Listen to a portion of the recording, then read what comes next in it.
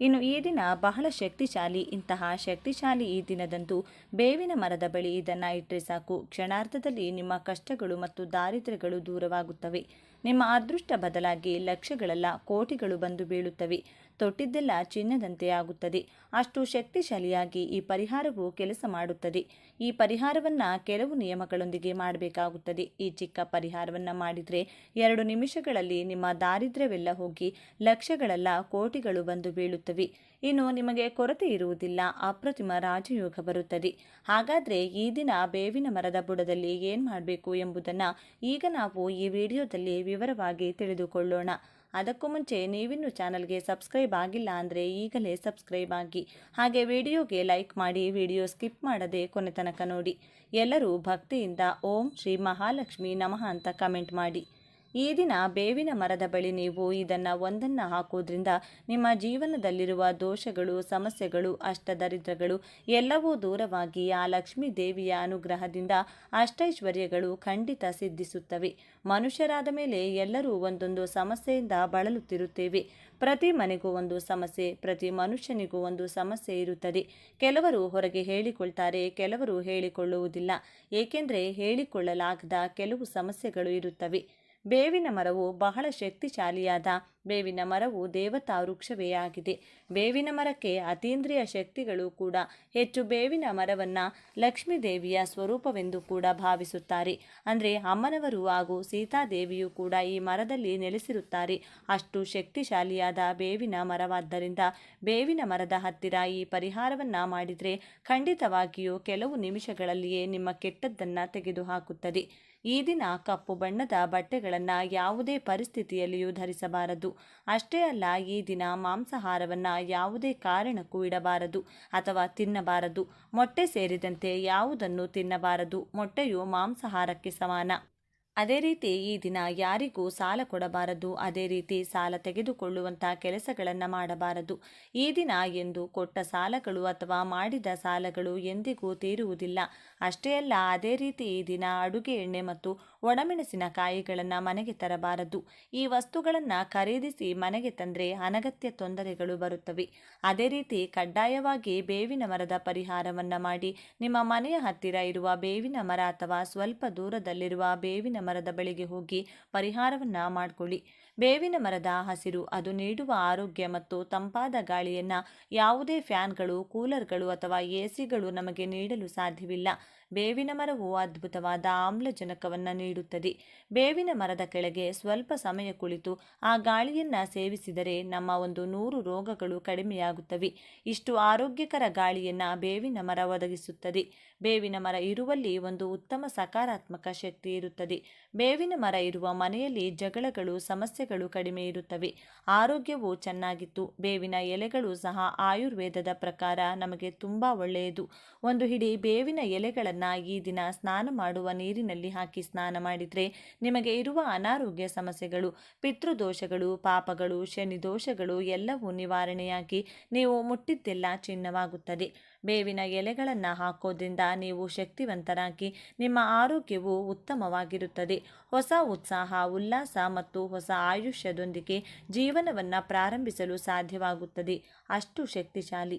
ಇನ್ನು ಬೇವಿನ ಮರದ ಬಳಿ ನಾವು ಏನು ಮಾಡಬೇಕು ಅಂದರೆ, ಇದಕ್ಕಾಗಿ ಮೊದಲು ನೀವು ಒಂದು ಬಿಳಿ ಕಾಗದವನ್ನು ತೆಗೆದುಕೊಂಡ ನಂತರ ಆ ಕಾಗದದ ಮೇಲೆ ನಿಮ್ಮ ಸಮಸ್ಯೆಯನ್ನು ಬರೆಯಿರಿ.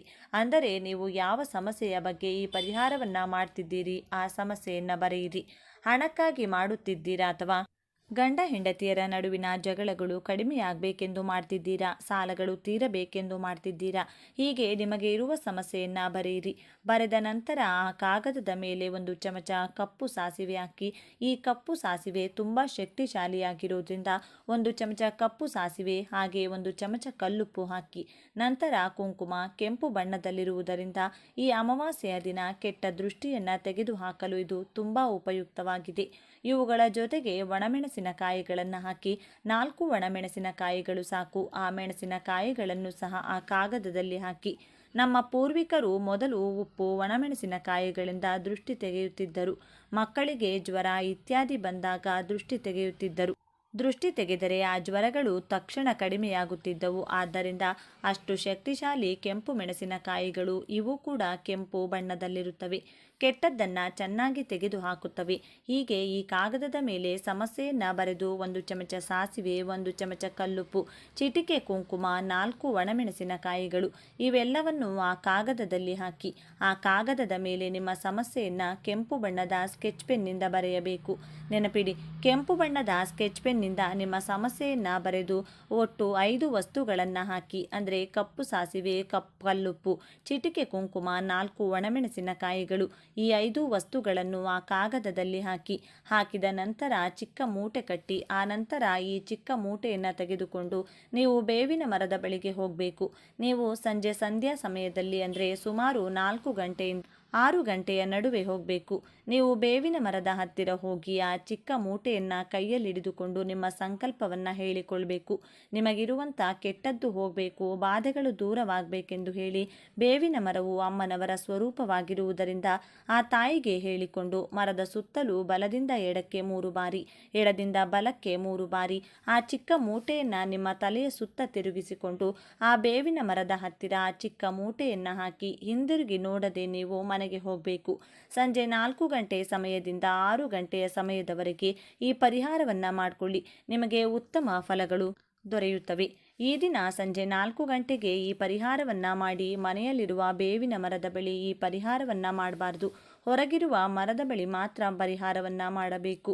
ಅದೇ ರೀತಿ ದೇವಸ್ಥಾನದ ಒಳಗಿರುವ ಮರದ ಬಳಿಯೂ ಈ ಪರಿಹಾರವನ್ನು ಮಾಡಬಾರ್ದು. ದೇವಸ್ಥಾನದ ಹೊರಗೆ ಇರಬೇಕು, ರಸ್ತೆಯ ಬದಿಯಲ್ಲಿರಬೇಕು, ಮನೆಯ ಹೊರಗೆ ಇರಬೇಕು.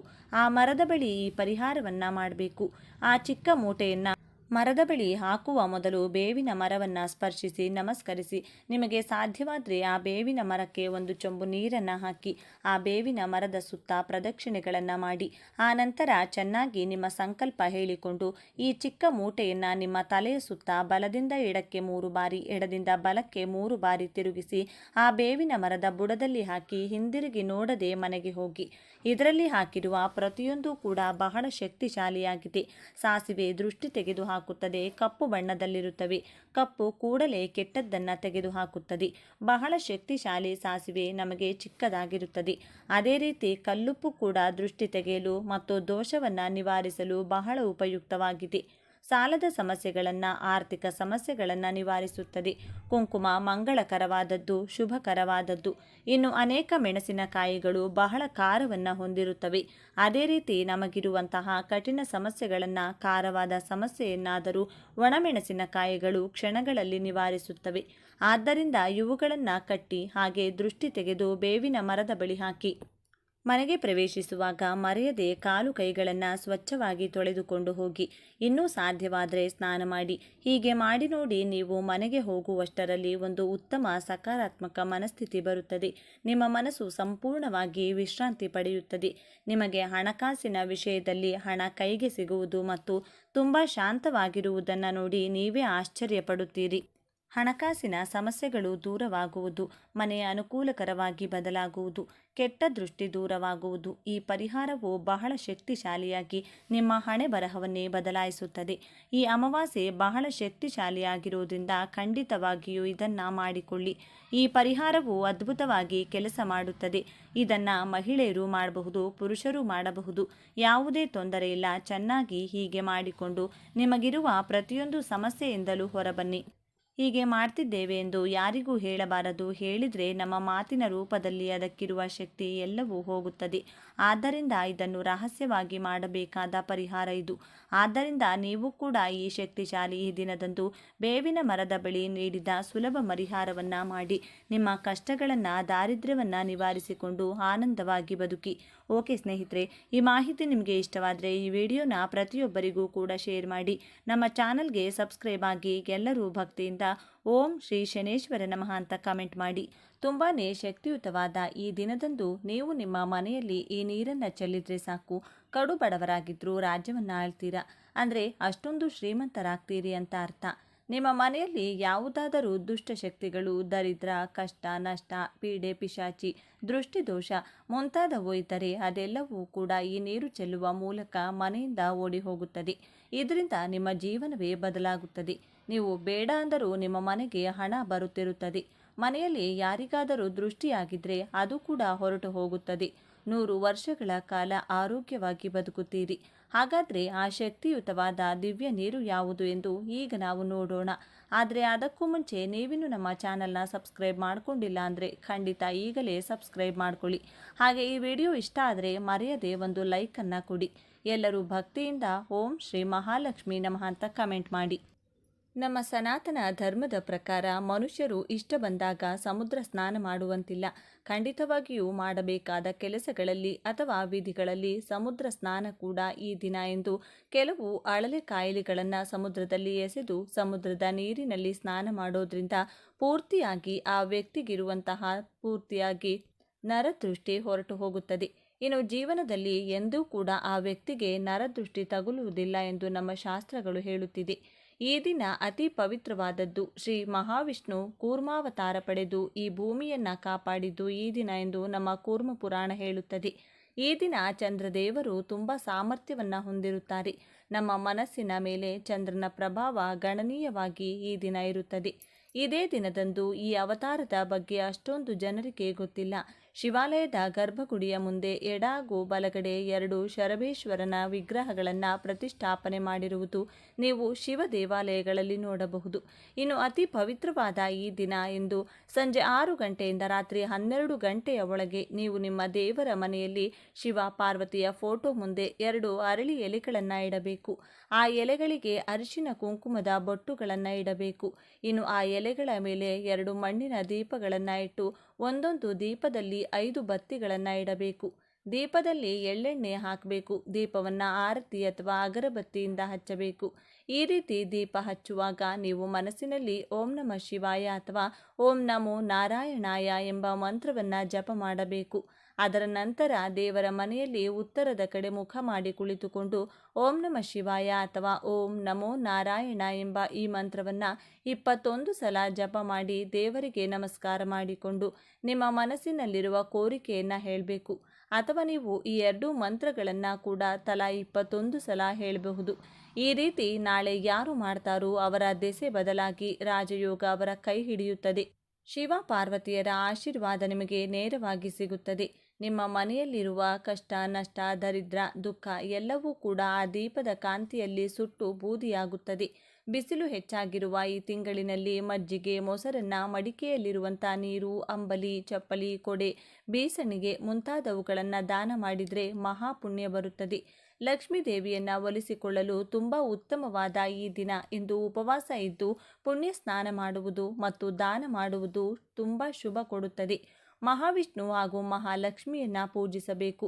ನಾಳೆ ಕೆಲವು ಪ್ರತ್ಯೇಕವಾದ ವಸ್ತುಗಳನ್ನು ದಾನ ಮಾಡಿದರೆ ಆ ವ್ಯಕ್ತಿ ಎಲ್ಲ ವಿಷಯದಲ್ಲೂ ಎಲ್ಲ ಕ್ಷೇತ್ರಗಳಲ್ಲೂ ಅಭಿವೃದ್ಧಿ ಪಡೆಯುತ್ತಾನೆ. ಆರ್ಥಿಕ ಸಮಸ್ಯೆಗಳಿಂದ ವಿಮುಕ್ತಿ ಪಡೆಯುತ್ತಾನೆ. ಈ ದಿನ ಇಂದು ನೀವು ತೆಗೆದುಕೊಳ್ಳುವ ಕೆಲವು ನಿರ್ಣಯಗಳು ನಿಮ್ಮ ಜೀವನದಲ್ಲಿರುವ ಸಮಸ್ಯೆಗಳನ್ನು, ವಿಘ್ನಗಳನ್ನು ನಿವಾರಣೆ ಮಾಡಿ ಸುಖ ಶಾಂತಿಯನ್ನು ಕೊಡುತ್ತದೆ. ಆರ್ಥಿಕ ಸಮಸ್ಯೆಗಳು ನಿವಾರಣೆಯಾಗಲು ಈ ದಿನ ಲಕ್ಷ್ಮೀ ದೇವಿಗೆ ಅರಿಶಿನ ಕೊಂಬುಗಳನ್ನು ಸಮರ್ಪಿಸಬೇಕು. ಪೂಜೆಯ ನಂತರ ಇವುಗಳನ್ನು ಕೆಂಪು ಬಟ್ಟೆಯಲ್ಲಿ ಸುತ್ತಿ ಭದ್ರವಾಗಿಟ್ಟುಕೊಳ್ಳಬೇಕು. ಇದು ನಿಮ್ಮ ಆರ್ಥಿಕ ಸಮಸ್ಯೆಯನ್ನು ನಿವಾರಣೆ ಮಾಡುತ್ತದೆ.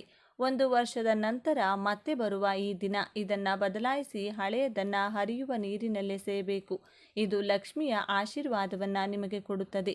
ಧನಲಾಭ ಮತ್ತು ಲಕ್ಷ್ಮೀ ದೇವಿಯ ಅನುಗ್ರಹ ಪಡೆಯಲು ಈ ದಿನ ಇಂದು ಪೊರಕೆಯನ್ನು ಯಾರಿಗಾದರೂ ದಾನ ಕೊಡಬೇಕು. ಪೊರಕೆ ಸಾಮಾನ್ಯವಾಗಿ ಯಾರಿಗೂ ಕೊಡಬಾರದು ಅಂತ ಹೇಳ್ತಾರೆ. ಆದರೆ ಈ ಒಂದು ದಿನ ಮಾತ್ರ ನೀವು ಯಾರಿಗಾದರೂ ಪೊರಕೆ ದಾನ ಮಾಡಬಹುದು. ಪವಿತ್ರವಾದ ದಿನಗಳಲ್ಲಿ ಗಂಗಾ ನದಿ ಮುಂತಾದ ಪುಣ್ಯ ನದಿಗಳಲ್ಲಿ ಸ್ನಾನ ಮಾಡಿದರೆ ಜೀವನದಲ್ಲಿರುವ ಕಷ್ಟಗಳೆಲ್ಲವೂ ಹೊರಟು ಹೋಗುತ್ತದೆ. ಗಂಗಾ ನದಿಯಲ್ಲಿ ಅಥವಾ ಪುಣ್ಯ ನದಿಗಳಲ್ಲಿ ಸ್ನಾನ ಮಾಡಲು ಸಾಧ್ಯವಾಗದವರು ಮನೆಯಲ್ಲಿ ಸ್ನಾನ ಮಾಡುವ ನೀರಿನಲ್ಲಿ ಸ್ವಲ್ಪ ಗೋಮೂತ್ರ ಅಥವಾ ಗಂಗಾ ಜಲ ಬೆರೆಸಿಕೊಂಡು ಕೂಡ ಸ್ನಾನ ಮಾಡಬಹುದು. ಕುಡಿಯುವ ನೀರು ಯಾರಿಗಾದರೂ ದಾನವಾಗಿ ಕೊಟ್ಟರೆ ಪಿತೃದೋಷಗಳಿಂದ ವಿಮುಕ್ತಿ ಪಡೆಯಬಹುದು. ನೀವು ಎಷ್ಟು ಕಷ್ಟಪಟ್ಟು ದುಡಿದರೂ ಫಲ ಸಿಗುತ್ತಿಲ್ಲ ಅಂತಿದ್ರೆ ಈ ದಿನ ಕಪ್ಪು ಎಳ್ಳನ್ನು ಅಥವಾ ಕಪ್ಪು ಎಳ್ಳಿನಿಂದ ತಯಾರಿಸಿದ ಯಾವುದಾದರೂ ಪದಾರ್ಥವನ್ನು ದಾನವಾಗಿ ಕೊಡಬೇಕು. ಚಂದ್ರನನ್ನ ಪೂಜಿಸಿದರೆ ಚಂದ್ರ ದೋಷದಿಂದ ಹೊರಬರಬಹುದು. ಮಾನಸಿಕ ಪ್ರಶಾಂತತೆ ಸಿಗುತ್ತದೆ. ಕೆಲಸಗಳಲ್ಲಿ ವಿಘ್ನಗಳು ಬರುವುದಿಲ್ಲ. ನೀವೇನಾದರೂ ಇವತ್ತು ದಾನ ಮಾಡಬೇಕು ಅಂದ್ಕೊಂಡ್ರೆ ಪೂಜೆಯ ನಂತರ ಮಾತ್ರ ಮಾಡಬೇಕು. ಪೂಜೆಗೂ ಮೊದಲು ಮಾಡಬೇಡಿ. ಪಿತೃದೋಷ ಹೆಚ್ಚಾಗಿದೆ ಎಂದು ಬಾಧೆ ಪಡುವವರು ಕಪ್ಪು ಎಳ್ಳು ಬೆರೆಸಿದಂಥ ನೀರನ್ನು ಅರಳಿ ಮರಕ್ಕೆ ಹಾಕಬೇಕು. ಶನಿದೋಷದಿಂದ ಬಾಧೆ ಪಡುವವರು ಅರಳಿ ಮರವನ್ನು ಪೂಜೆ ಮಾಡಬೇಕು.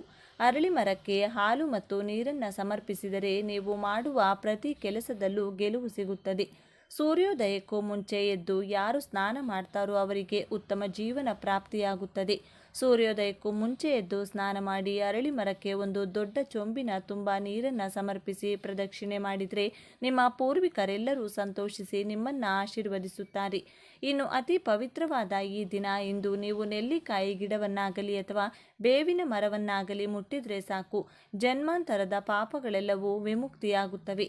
ಈ ವಿಶೇಷ ಎನ್ನುವುದು ಮಹಾವಿಷ್ಣು, ಮಹಾಲಕ್ಷ್ಮಿ ಮತ್ತು ಮಹಾಶಿವನಿಗೆ ತುಂಬ ಇಷ್ಟವಾದಂತಹ ದಿನ. ನೀವು ನೆಲ್ಲಿಕಾಯಿ ಗಿಡವನ್ನು ಮುಟ್ಟೋದ್ರಿಂದ ನಿಮ್ಮ ಮೈಯಲ್ಲಿರುವ ದೋಷಗಳೆಲ್ಲ ಆ ಗಿಡ ಎಳೆದುಕೊಂಡು ಸಕಾರಾತ್ಮಕ ಶಕ್ತಿಯನ್ನು ನಿಮ್ಮ ದೇಹದಲ್ಲಿ ಪ್ರವೇಶ ಮಾಡುತ್ತದೆ. ತ್ರಿಮೂರ್ತಿಗಳ ಆಶೀರ್ವಾದ ಪಡೆದುಕೊಳ್ಳಲು ನೀವು ಬೇವು ಅಥವಾ ನೆಲ್ಲಿಕಾಯಿ ಗಿಡವನ್ನು ಮುಟ್ಟಿ ನಮಸ್ಕಾರ ಮಾಡಿಕೊಳ್ಬೇಕು.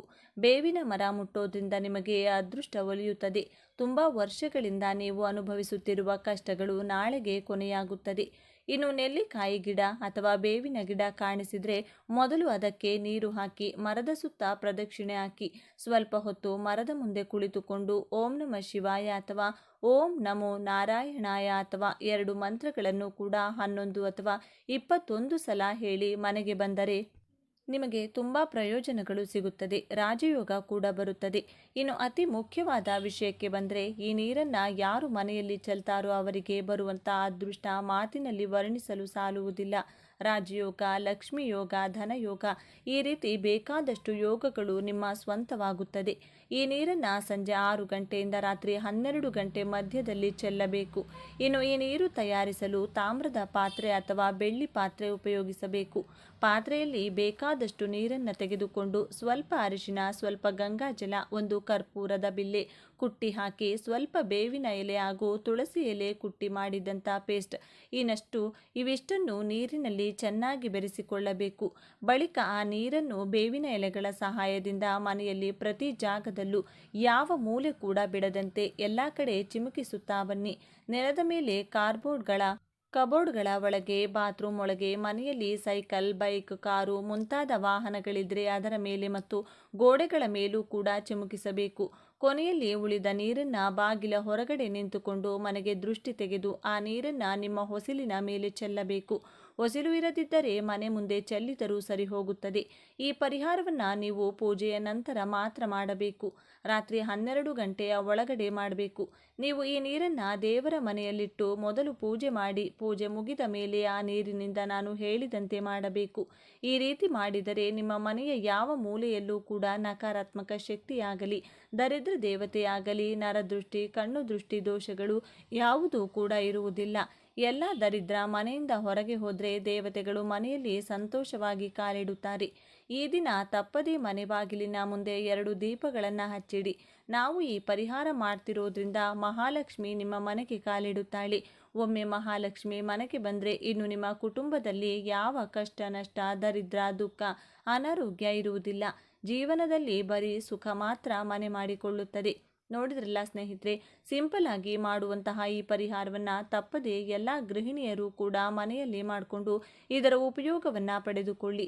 ಈ ವಿಡಿಯೋ ನಿಮಗೆ ಇಷ್ಟ ಆದರೆ ಲೈಕ್ ಮಾಡಿ, ಶೇರ್ ಮಾಡಿ. ಇಂಥ ಹೆಚ್ಚಿನ ಉತ್ತಮ ಮಾಹಿತಿಗಳಿಗಾಗಿ ತಪ್ಪದೆ ನಮ್ಮ ಚಾನಲ್ನ ಸಬ್ಸ್ಕ್ರೈಬ್ ಮಾಡಿಕೊಳ್ಳಿ. ನಾಳೆ ಮತ್ತೊಂದು ವಿಡಿಯೋದೊಂದಿಗೆ ಪುನಃ ಭೇಟಿಯಾಗೋಣ. ಧನ್ಯವಾದಗಳು.